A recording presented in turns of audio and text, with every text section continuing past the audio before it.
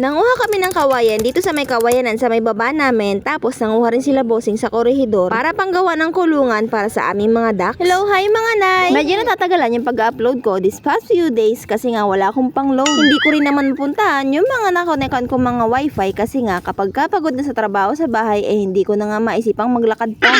Pero today, pipilitin natin mag-upload everyday para naman medyo gumanda-ganda yung dashboard natin. Anyway, eto nga at nanguha kami ni bossing ng mga tira-tirang kawayan para pandagdag panggawa at panghaligay sa aming gagawing kulungan. Gagawan niya na nga kasi ng kulungan yung mga lagalag naming ducks at kung saan-saan na nga nakakarating. Tapos baka one of these days, baka nga magkaroon na naman siya ng trabaho sa dayo. Hi po, ayan at inuumpisahan ng gawin ni bossing yung kulungan ng mga pato. Ayan.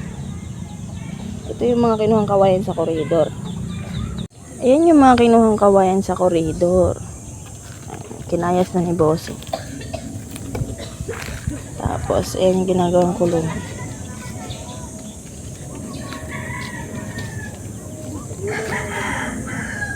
Sinakop namin to kasi dito lagi yung mga pato sa ilalim. Mas presko kasi dyan. Ayun, ang dami na naman nadagdag, diba?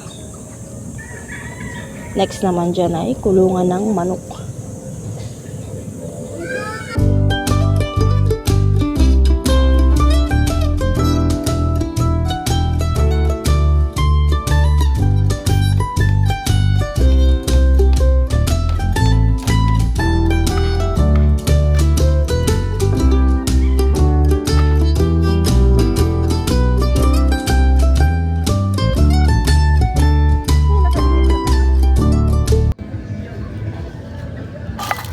Kulungan na sila. Ayan, ginawa ni bossing. Hindi ko na na-videohan kasi ayaw ni bossing. Alam niyo na, camera shy. Tapos ito, ayusin ko pa to. Gagawin ko yung pugadan. Gagawan ko ng bubong. So, ayan siya sa kabuuan. Ayan. Gagawan pa rin yan doon. Para doon sa mga, ayan, sa mga maliliit na yan. Dumi ng kamay ko pa ibuhangin. Kasi yan, yung mga maliit na yan, doon sila natutulog, doon sa loob na yun sa ilalim, sa gabi. Kaya nakakawala lang sila. Kasama yung inahin. So, ayan yan sa kabuuan. Yan. Kasi dito sila lagi, sa ilalim. Yan yung pahingaan nila. Yan, ganyan. Next naman is, kulungan ng manok pag natapos yan. Hanggang dyan. At nung inabot nga ako ng kasipagan, syempre ginawa ko na nga rin tong bubong ng aming pugadan. Nangangasta na naman kasi yung aming barako, kaya anytime soon malapit na namang mangitlog yung aming mother duck. Yung ginamit kong pamposte dito yung kinuha nga namin ni bossing na maliliit na kawayan. Tapos dinagdagan ko na lang nung mga nakuha ni bossing galing sa koridor. Gusto kasi ng mga ducks, yung mga pugad nila medyo madilim. Yung tipong hindi sila makikita kapag ka nangitlog sila. Oo, yung parang mahiyain ng style.